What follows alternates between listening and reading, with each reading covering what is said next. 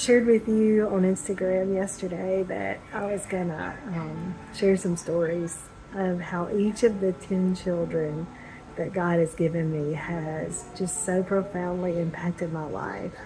It's taught me something new about God in some way. And so I'm just going to go in age order. And first I want to tell you about Allie Grace. Some of you don't know this, but I have been divorced. So I got married the first time when I was 20, and I had Allie Grace when I was 22 and divorced at 24. It's not something that I'm proud of. It's not a good thing. Divorce is a really hard, bad thing. There's a reason God hates it. But the first lesson that I would say that God taught me in my motherhood of Allie so far is that He is faithful when we are not. The Bible says that. It says that even when we are not faithful, He is faithful. And God proved that time and again in Allie's life. Because we divorced when she was 2, I worked full time, and so I was gone all day, every day. Even though I had custody of her, she was at daycare Monday through Friday from 7 to 5. And I was also pursuing a master's degree in logistics, so a couple nights a week I was gone for school. And she was at a babysitter's house, and every other weekend she was with her dad. So we had a couple of evenings a week and every other weekend. And in her early formative years, like from 2 to 6 about, we just didn't get the time that I wish we had. And I try not to live with a ton of regret for that, because God was so good, and He protected Allie in those years. He fathered her and nurtured her and loved her and had His hand of protection on her, like she was in a protective bubble, and He was just loving her even when I just wasn't there. And I'm so thankful for that.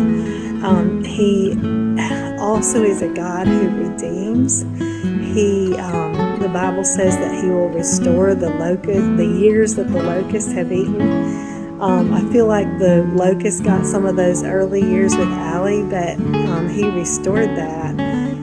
I remarried and came home and homeschooled her from 2nd grade through the 8th grade. And I loved that time. It was so good with my daughter to have her at home and have time with her again to mother her and nurture her. And I know that He redeemed that for us. He is so precious to redeem and restore.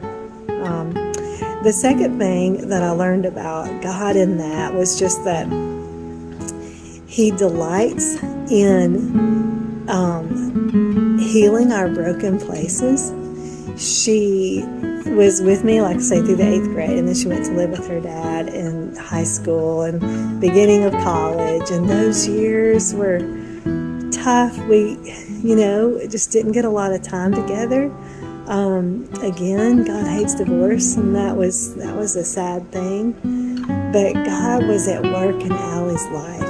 He, who began a good work in her, is carrying it on to completion. He's the author and finisher of her faith. I am not. In those years where she was at home, I was able to nurture and teach and train. She accepted the Lord and she followed Him wholeheartedly. But God was the one. I planted, what does Paul say? I planted, Apollos watered, but God gave the increase. He was the one who was giving the increase all along. And I think He has a sense of humor too, because, I wasn't sure, is she going to get married? Is she going to have children? Does she want that at all? And I could not be there to find the right guy for her. But the Lord is so good. He has plans that are good. just brought the most wonderful man into Allie's life in ways that I couldn't have. I mean, he just orchestrated this amazing thing, and she is married now and has a child. And let me tell you about this child. Number one, I have the world's best son-in-law. He loves my daughter well. I could not have chosen a better son-in-law. I love you, Zachariah. And she had a baby last August. Okay, you'll hear this story, but I lost a baby that was due in August. And so for probably 13 years in August, I grieved, that I had lost that baby and that we would never meet her until heaven. And then the Lord gave me a grandson in August. He's so good to us. I didn't deserve a grandson. It's not like I, worked for this grandson. God just loves to give. He is a generous God. He's a redeeming God. He's a faithful God. He's a good God. Even the places the gaps that we leave, the places that we leave that should have been done differently, He fills in those gaps, and He provides in ways that we just can't.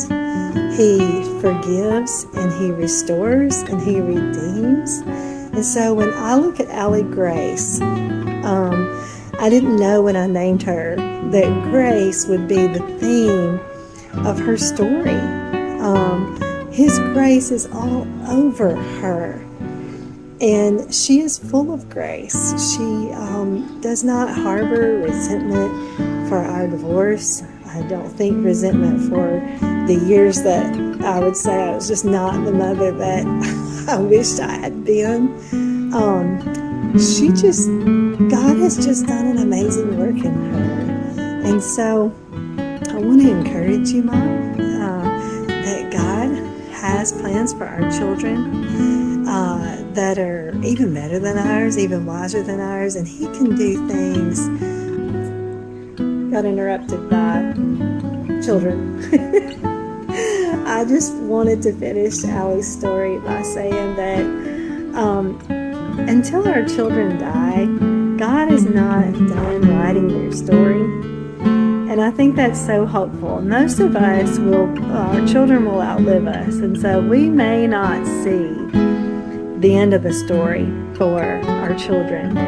What we can do is we can pray, and we can hope, and we can trust God, and we can do the very best that we can to love them and point them to Him. We can pray for them. God hears our prayers. He delights in our prayers. So pray for your children and do the very best that you can. But remember that He's the one writing the story, and that you can trust Him. There have been times when I haven't been sure what's happening in this story, what's going on now. And God has a beautiful way of finishing the story well, or that chapter. Maybe there was a difficult chapter. The next chapter, He's going to redeem all that. He's going to bring it back around. Allie is one of my very best friends now. We have a beautiful friendship. I treasure her as a person, as a friend, not just as a daughter. That too. I admire her. I would say I'm proud of her, but I feel like I can't really claim any responsibility for how she's turned out. That's just been God. So it's humbling to go, okay, she turned out amazing, and I had a little bit to do with that, but it was mainly God. I didn't have anything to do with her thriving as a mother, as in a beautiful marriage, but that was God. He can be trusted. So tomorrow I will tell you about Maggie James. See you then.